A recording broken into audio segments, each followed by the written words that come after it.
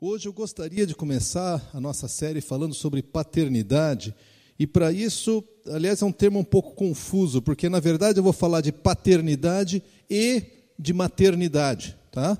Então nós tentamos achar um nome só, não conseguimos, ficou paternidade, mas eu estou falando a nossa função como pais. Mas antes disso, eu gostaria que a gente começasse a olhar as primeiras histórias de família na Bíblia. Eu não vou abrir todas as passagens, mas algumas vocês vão reconhecer. A primeira família da Bíblia, uma das coisas marcantes foi assassinato. Um irmão pegou o celular do outro e o primeiro matou o segundo. Não foi bem assim, mas não é uma das primeiras histórias da Bíblia? Adão e Eva, né? Tiveram Caim e Abel, e Caim matou Abel. Mas não tem problema, porque a próxima história de família famosa, nós temos embriaguez. Noé foi um herói da fé, que construiu a arca, enfrentou o dilúvio, logo depois da arca, ele enche a cara e tira toda a roupa. Essas são as histórias que tem na Bíblia. Mas se você olhar um pouquinho mais para frente, você vai ver que Abraão, quando o rei do Egito olhou Sara e falou: que mulher linda, Abraão, é tua esposa? Não, é minha irmã. Não só é minha irmã, como o rei falou, então vou levar para o meu harém. Pode levar. Se você vai um pouquinho mais para frente, você vê que no caso dos filhos Isaac e Rebeca, Isaac amava Esaú, Rebeca amava Jacó, e um desprezava o outro. E por causa disso eles mentiram para roubar a bênção do pai. Continuando ainda, nós chegamos... Bom, se eu for falar sobre a história de Davi, não tem mais fim, né?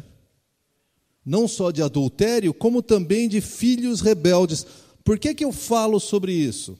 Porque nós temos muitas vezes a impressão que quando a Bíblia fala de família, ela fala daquela fotografia final, todo mundo assim, sorrindo.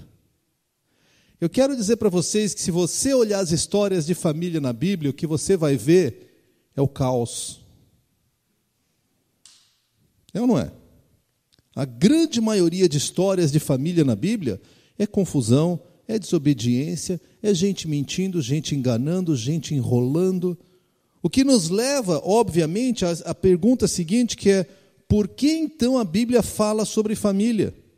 Por que família é algo tão importante se a própria Bíblia descreve umas famílias sinceramente caóticas? Eu acho que tem algumas lições para nós aqui. Abra comigo em Gênesis, capítulo 2. Vamos olhar como é que Deus começou essa história de família. Eu quero ler só os versos 18 e o verso 20. Podemos ler o 18, 19 e 20 de Gênesis 2. Ele aqui está relatando a história da criação. E ele começa dizendo assim para nós. Gênesis 2, 18. Então o Senhor Deus declarou: não é bom que o homem esteja só. Farei para ele alguém que o auxilie e lhe corresponda. Repara que até agora tudo que Deus fez, ele disse, é bom. Ele faz as coisas no primeiro dia e falou, isso aqui é bom. Aí no segundo dia, isso aqui é bom, isso aqui é bom. Finalmente chega num ponto que Deus fala, não é bom. Não é bom que o homem esteja só. E ele promete, vou fazer alguém que lhes corresponda, e diz que ele olhou todos os animais e ninguém podia preencher as necessidades dele. A gente tira pelo menos 2 princípios aqui. O primeiro deles é que nós fomos criados para relacionamentos. Nós não fomos criados para solidão. Solidão não funciona conosco.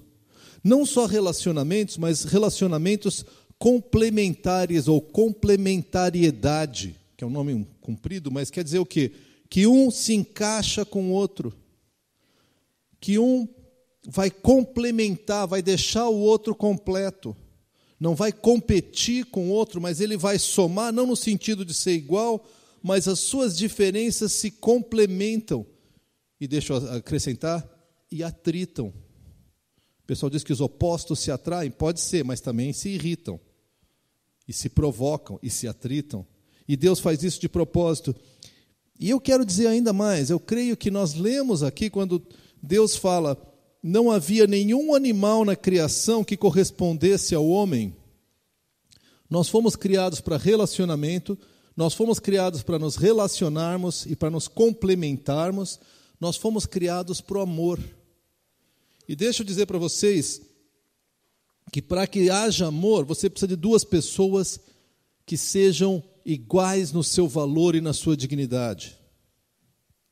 Você pode dizer, eu amo um cachorrinho. Às vezes escapa a minha mente como alguém pode amar um cachorro, mas tudo bem, não é esse o ponto.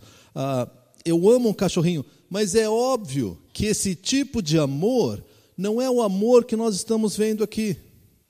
Tenho gostar, tenho curtir, mas é uma relação totalmente diferente. Então Deus quer destacar logo aqui na primeira passagem, por que famílias? Porque Ele quer que nós nos relacionemos. E Ele quer que a gente se complemente. E Ele quer que a gente viva uma vida de amor. No entanto, uma das expressões que eu mais ouço hoje, quando a gente fala de família, é: o amor acabou. Acabou o amor. Não, eu amava, mas não amo mais. Acabou. Isso aqui é o sonho de Deus antes mesmo da queda. No entanto, nós continuamos falando de amor. E a Bíblia continua falando de amor e falando, olha, nessa família aqui houve assassinato, nessa aqui houve adultério, nessa aqui houve engano. Deus lança um projeto de família e o que Ele descreve a partir daí é o caos. Por isso que não poucas pessoas têm dito que família, como nós entendemos, é um projeto falido. Eu não concordo, a Bíblia também não, porque é o projeto de Deus, e o projeto de Deus nunca é falido. Por que então família? Por que a Bíblia fala tanto de família? Abram comigo agora no Novo Testamento, Efésios 5, que é uma passagem que nós estudamos tanto. Eu quero tirar alguns princípios dela para nós. A partir do verso 21. Verso 21 diz: sujeitem-se uns aos outros por temor a Cristo. Efésios 5, 21. Sujeitem-se uns aos outros por temor a Cristo. Mulheres, sujeite-se cada uma ao seu marido como ao Senhor. Pois o marido é o cabeça da mulher, como também Cristo é o cabeça da igreja, que é o seu corpo, do qual ele é o Salvador. Assim como a igreja está sujeita a Cristo, também as mulheres estejam em tudo sujeitas aos seus maridos. Maridos, ame cada um a sua mulher, assim como Cristo amou a igreja. A minha maior ênfase aqui, gente, primeiro, família é o lugar onde nós aprendemos submissão como ao Senhor. Não só submissão como ao Senhor, como também amor como o Senhor ama. As comparações todas vão seguindo. Ele fala claramente que, olha, primeiro, sujeitem-se uns aos outros. Mulheres, sujeitem-se aos seus maridos como ao Senhor. Homens, amem como? Como o Senhor. E quando chega finalmente aos filhos, em Efésios 6:1, nós lemos assim: filhos, obedeçam aos seus pais no Senhor. Honra teu pai e tua mãe. Este é o primeiro mandamento com promessa, para que tudo te corra bem e tenhas longa vida sobre a terra. Essas três propostas iniciais, submissão, amor e obediência, para mim revelam algo muito importante. O projeto original de Deus de família, na verdade, é algo impossível. E eu não quero chocar vocês, espero que vocês não desanimem. Calma que Deus tem uma resposta. Mas o projeto original dele, de relacionamento, de amor, de complementariedade, ele está corrompido, ele está amassado, ele está distorcido na minha vida e na sua. Por quê? Porque nós nos afastamos de Deus. No momento que o homem se afasta de Deus, vira as costas para Deus, qualquer projeto de Deus é fadado ao fracasso. No entanto, nós continuamos insistindo, isso é muito típico não só de igrejas evangélicas, mas de todas as famílias que eu conheço, nós continuamos insistindo em dar a melhor cara que nós podemos para a nossa família. Até aí não é um problema, porque você sempre procura mostrar o que tem de melhor. Mas sabe o que é um problema? O problema é quando eu vejo, famílias entre nós que têm um conflito, em vez de reconhecer, puxa, nós temos um conflito e precisamos de ajuda, eles põem a sua melhor cara, chegam sorridentes e está tudo resolvido. Porque nós somos uma família cristã, e família cristã não tem problemas. Aí eu leio a Bíblia e eu vejo essa confusão toda. Não, mas nós somos uma família temente a Deus. E família temente a Deus, gente, tem tanto problema como outras famílias. Tanto problema quanto qualquer outra. Nós temos casais aqui entre nós que lutam corajosamente no Senhor para não se separar. Porque se fosse pela vontade de um e de outro, eles jogavam a toalha e iam embora. Nós temos pais aqui que lutam desesperadamente para continuar amando e cuidando dos seus filhos. Porque se fosse pela vontade deles, com todo o amor que eles têm pelos filhos, eles jogavam a toalha e iam embora. Nós temos filhos aqui que procuram desesperadamente honrar os seus pais, embora no fundo eles digam, meu pai não merece honra, minha mãe não merece honra, mas eu vou honrar no Senhor. O que eu quero dizer com tudo isso? Parece que eu estou pregando contra a família. É o contrário. Eu acho que nós temos que entender o que é a família. Família é lugar de bênção, por quê? Porque precisa de bênção. Se fosse perfeita, não precisava mais de bênção. Nós precisamos da presença transformadora de Deus. Qual família aqui não teve conflito? Qual família, qual pai aqui nunca passou uma vergonha? Nunca ficou constrangido? Por mais que a gente ame nossos filhos, não estou duvidando do amor aos filhos. Mas qual de nós não passou por um momento dizendo, acho que eu errei ao ter filhos? Espero que esse pensamento passe bem rápido, mas, sabe, chegar e falar, meu Deus, o que eu faço agora? Eu escrevi essa frase aqui, porque eu creio que esse deve ser o eixo daquilo que nós vamos falar sobre família. Família não é um lugar de perfeição. Família é o palco onde Deus molda o ser humano. Eu achei que eu sabia tudo sobre criar filhos até tê-los. De repente eu descobri que meu coração, volta e meia, precisa da ação do Espírito Santo para conseguir amar. Aquilo tudo que eu tinha na minha lista que um bom pai não faz, eu já fiz vários desses. Aquilo tudo que eu tinha na minha lista de isso eu vou fazer quando eu tiver filhos, alguns eu nunca consegui fazer, e outros estou correndo até hoje atrás disso. Eu não estou justificando o erro, eu estou reconhecendo que a totalidade de nossas famílias enfrenta dores, feridas e crises. E existe um engano terrível que eu acho que é do diabo, que é a história de família perfeita.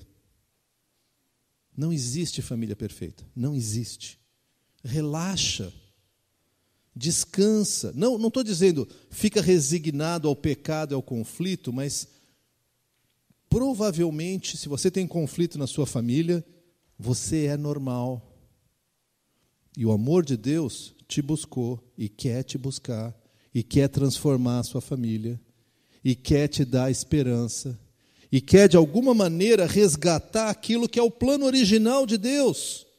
Não é bom que o homem esteja só, ele precisa de alguém que o complemente. Então, se você em algum momento fala assim, puxa vida, não sei se há esperança para minha família, deixa eu te dizer que você não está sozinho, pelo contrário.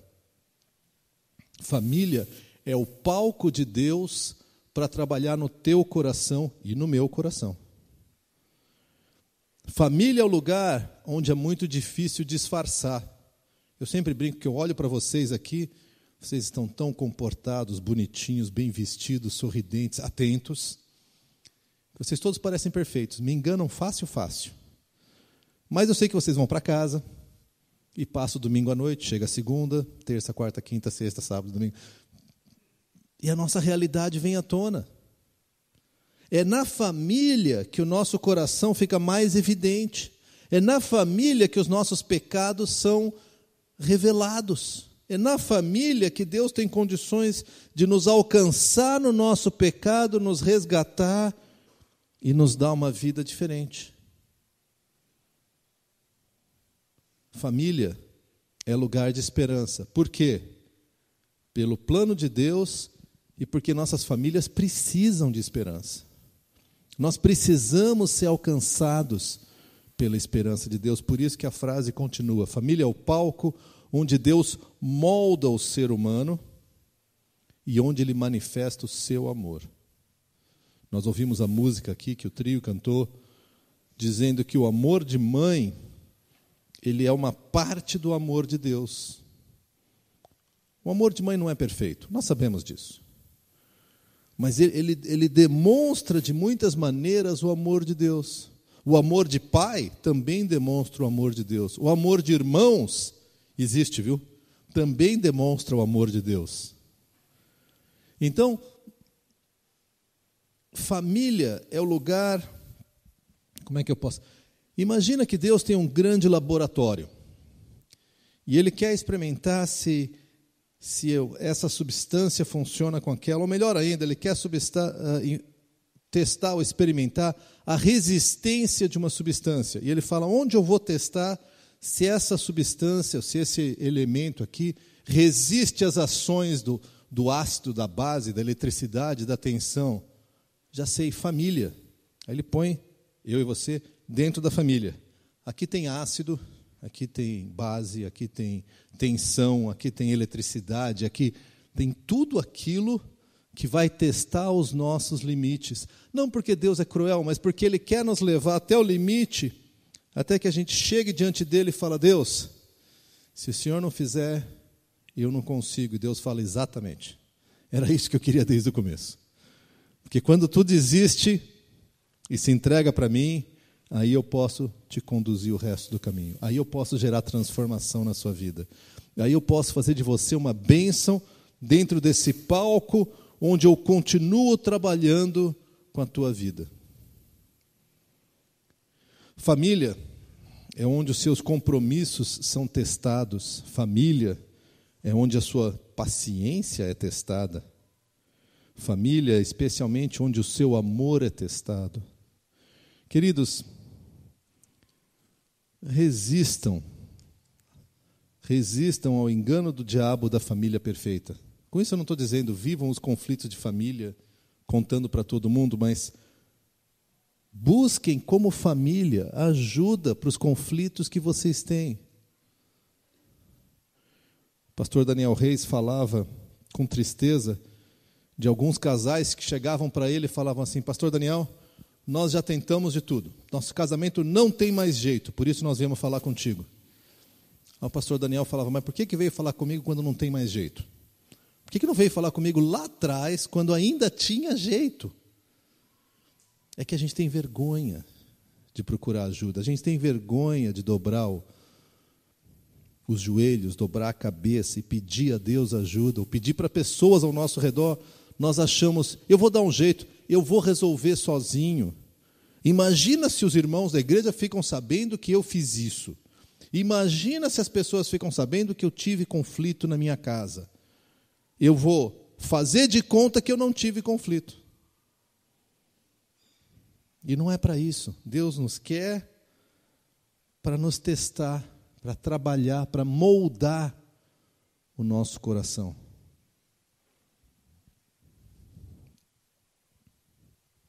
Paternidade, para mim, é um dos grandes testes que Deus nos dá.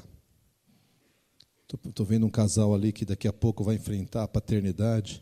As alegrias, é muito bom, tá? Eu tentei 4 vezes, continuo gostando ainda. Experimentar ter filho é fantástico, é gostoso. Agora, pais e mães, nós sabemos, é um desafio, não é? Toda a sua energia levada ao último ponto. E aí, quando você não aguenta mais, Deus fala, vou colocar mais um testezinho. A grande maioria dos pais com quem eu converso dizem, Pois é, eu tentei, mas eu errei. Eu fui duro demais com meu filho, eu não fui duro o suficiente, eu fui super protetor, eu fui muito permissivo, eu fui... E deixa eu dizer para vocês, é verdade. Mas pela graça de Deus, existe esperança para os meus filhos e para os seus filhos. Pela graça de Deus, não pela nossa perfeição e habilidade. Com isso eu não estou dizendo, crie seus filhos de qualquer jeito. Eu estou dizendo, crie os seus filhos na disciplina do Senhor, mas crie os seus filhos buscando a misericórdia de Deus, falando, Deus, eu vou fazer o melhor que eu posso, mas eu sei que se o Senhor não estender a mão, vai dar besteira. Deixa eu olhar com vocês mais uma passagem que nos fala especificamente do papel de pai e mãe. E eu quis entrar com esse primeiro ponto para dizer todas as nossas famílias, sem exceção, precisam da intervenção de Deus. Todas. Reconhecidamente, algumas têm, ao longo do tempo, se alinhado com Deus, então são menos caóticas do que outras. Pode ser, não sei. Mas todas as nossas famílias precisam da intervenção de Deus. Por quê?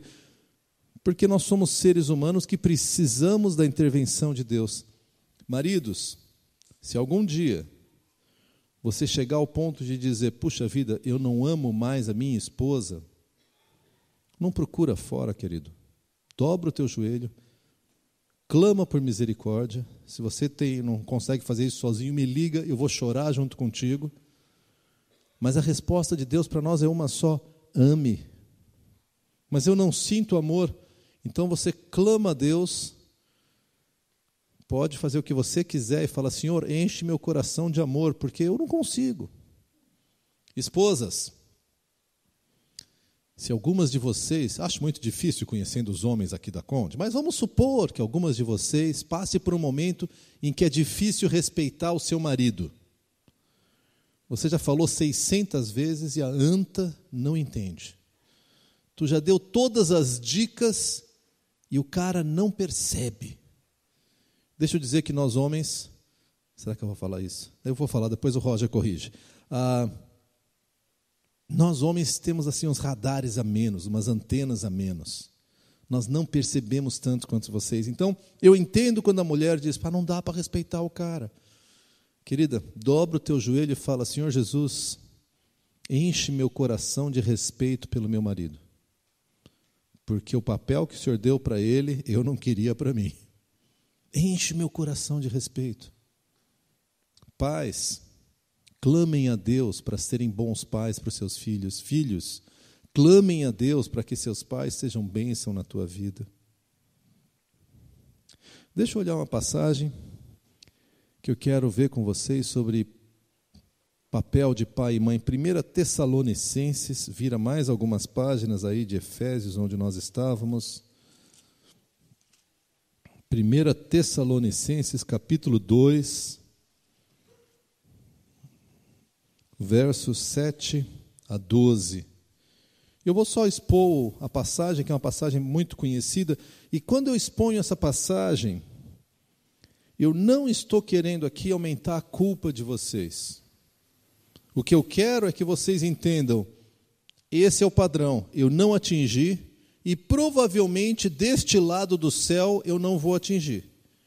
Mas pela graça de Deus é nessa direção que eu vou, é essa altura que eu quero chegar. 1 Tessalonicenses 2, a partir do verso 7. Embora como apóstolos de Cristo pudéssemos ter sido um peso, fomos bondosos quando estávamos entre vocês, como uma mãe que cuida dos próprios filhos. Hoje é o Dia das Mães. Uma das imagens mais ligadas à mãe é a ideia da bondade. E eu vou fazer uma pergunta terrível para vocês, mães. O quão bondosas vocês têm sido? Não precisa me responder, não. O quanto que a vida de vocês e o trato de vocês com seus filhos tem sido marcado por bondade? Porque sabe o que eu vejo com muita frequência? Que querendo cuidar, muitas mulheres acabam escorregando para o controle. E aí vira aquilo de, eu preciso controlar. E aquilo que é movido por bondade se torna domínio. E se torna, não faz isso, por quê? Porque eu não quero. Porque eu estou cuidando de você e tem que ser do meu jeito. Bem intencionado. Talvez não exatamente aquilo que Deus queria. A partir do verso 8, o 8 ainda explica um pouco mais sobre bondade.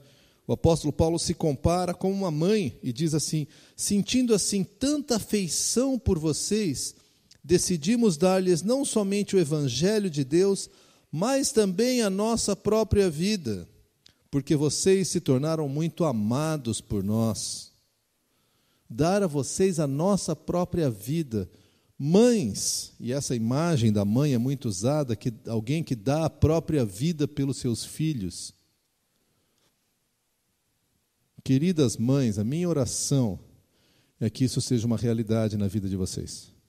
Eu não acho que é fácil, eu não acho que é humanamente possível, eu acho que tem vários momentos em que, em vez de dar a vida, você quer torcer o pescocinho do filho. Mas, de qualquer maneira, esse é o chamado de Deus para a sua vida. E eu dou graças a Deus porque isso é uma coisa que eu vejo, também não quero falar só do lado ruim, tá? Eu vejo muitas e muitas vezes a bondade, a dedicação, o sacrifício pessoal, mães que não medem esforços para que seus filhos sejam bem cuidados, em todos os sentidos. Mães que querem receber no peito toda a dor do filho e que procuram, de alguma maneira, proteger o filho de qualquer dor. Deixa eu dizer para vocês, mães, não dá. Se tu conseguir proteger teu filho de qualquer dor, teu filho não vai estar preparado para viver no mundo. Façam o máximo, amem profundamente, sejam radicalmente bondosas, mas deixem que os seus filhos enfrentem as dores e as consequências das suas decisões. Próxima característica que é papel de pai e mãe, a gente começa no verso 9. Irmãos, certamente vocês se lembram do nosso trabalho esgotante, de nossa fadiga. Trabalhamos noite e dia para não sermos pesados a ninguém, enquanto lhes pregávamos o evangelho de Deus. Tanto vocês como Deus são testemunhas de que nos portamos de maneira santa, justa e irrepreensível entre vocês, os que creem.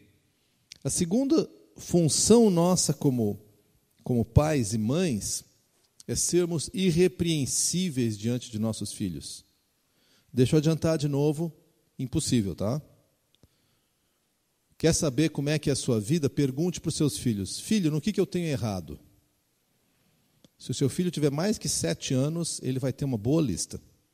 Se ele tiver 13, 14, é capaz da lista ser até grande demais. Ele vai gostar de... Então, depois, em geral, eles vão se tornando mais misericordiosos conosco. Mas o nosso segundo papel é sermos modelo. Gente, de novo, não é modelo de perfeição, porque esse é só Jesus. Mas é modelo de alguém que caminha rumo a Jesus. Então, pais e mães, não tenham vergonha de pedir perdão. Não tenham vergonha de reconhecer que erraram. Não tenham vergonha de clamar por misericórdia e dizer: filho, eu quis fazer o melhor, mas não deu. Olha, eu queria, mas me atrapalhei. Minhas emoções não permitiram, minha herança, sei lá o quê. Eu fiz o melhor que eu pude. Mas pela graça de Deus e pela misericórdia de Deus, eu continuo seguindo ao rumo, que é ter diante de ti uma vida irrepreensível, uma vida santa. A partir do verso 11, o apóstolo começa a se comparar com um pai. Eu sei que nós estamos no Dia das Mães, mas eu vou falar dos pais também, tá? Verso 11 e 12, nós lemos assim: pois vocês sabem que tratamos cada um como um pai trata os seus filhos. Então, olha só o padrão. Em primeiro lugar, exortando. Pais, eu quero convidar vocês a um pacto de nos tornarmos exortadores dos nossos filhos. Filhos, aguentem no osso aí, tá? Não é maldade que eu estou propondo, não. Exortadores dos nossos filhos, que é o seguinte: filho, vem cá do meu lado, olha, cara, quero te dizer isso, quero te dizer aquilo, não é por aqui, é por ali, não é por ali, é por aqui. Filhos, entendam isso como um gesto de profundo carinho da parte dos pais. Porque sabe o que acontece? À medida que o filho rejeita a nossa exortação, o pai liga a televisão. Não é tão automático, mas assim, a gente começa a se afastar. E é errado isso. A Bíblia diz, olha, como um pai trata os seus filhos, em primeiro lugar, exortando, chamando atenção. Exortação não é bronca, mas é o encorajamento, é o chegar junto, chamar ao lado, mostrar um caminho para o seu filho. A passagem continua. Ele diz assim, como um pai trata os seus filhos, exortando, consolando. Porque nós precisamos passar para os nossos filhos a mesma graça que está sobre nós. Quando o nosso filho erra, nós podemos cair em cima deles e mostrar o quanto eles erraram. Se tivesse feito o que eu falei, não teria acontecido, e etc, etc, e assim vai. O nosso papel é de consolo, falar, pois é, filho, sem Jesus não dá mesmo. Se não for Jesus, a gente vai fazer tudo errado. Mas olha, quem sabe tu aprendeu com isso. Vamos lá, coragem, eu estou contigo. Eu estou contigo, sempre contigo. Se você quer seguir o caminho da verdade, eu quero andar contigo. Vamos lá de novo. Como pais que consolam. É interessante porque nós falamos no começo da nossa série, ali em março, que muita gente entende amor como talvez só consolo sem exortação. Não, você tem só que amar. Amar não é dar bronca, amar é só aceitar a pessoa como ela é. Mas Paulo diz, olha, como um pai trata os seus filhos, exortando e consolando. Nós precisamos fazer as duas coisas.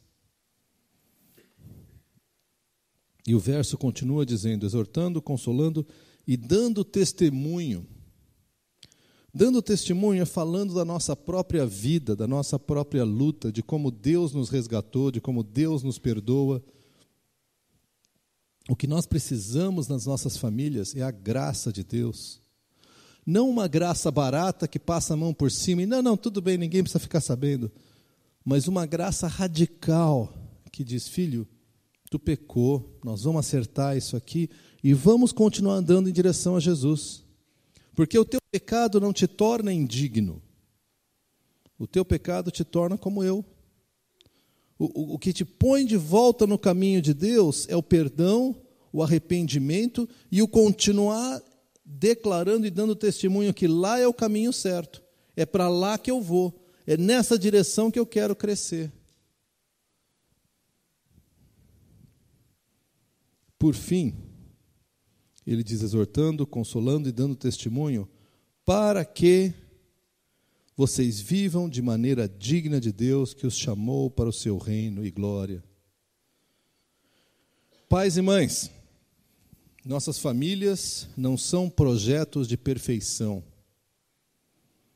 São projetos de nós encaminharmos nossos filhos para uma vida digna. E deixa eu dizer, essa é uma tarefa impossível. Você não vai conseguir fazer isso sem a ajuda de Deus, e mesmo com a ajuda de Deus, os seus filhos eventualmente vão tomar suas próprias decisões. E vai partir nosso coração. Por isso nós precisamos nos tornar intercessores dos nossos filhos. Nós precisamos continuar clamando a Deus por nossos filhos. Nós precisamos continuar pedindo a Deus por nossos filhos. E precisamos sim nos comprometer a que eles tenham uma vida digna de Deus, que chamou tanto aos nossos filhos como a nós para o seu reino e glória. Família não é um lugar de perfeição, família não é um projeto de perfeição, família é o palco onde Deus vai botar a mão para moldar corações, o meu e o teu. Família é onde eu vou ter que finalmente me render diante de Deus e dizer: Deus, não consigo. E Deus fala: ótimo, me dá a mão que junto a gente é vencedor. Sozinho, tu não vai chegar a lugar nenhum. Minha oração é que essa série que nós começamos hoje, vamos estudar por mais três domingos, seja uma série em que nós vamos olhar o alto padrão que Deus tem para a família, e como igreja nós acreditamos que o nosso padrão tem que ser o mais alto possível, mas padrão de chegada. Mas nós queremos que as nossas famílias cultivem a graça, o perdão, a misericórdia.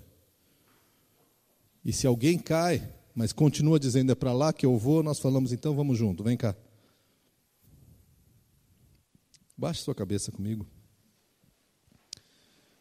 Senhor, nosso Deus, nós celebramos hoje, Pai, essa data que a sociedade comemora o Dia das Mães.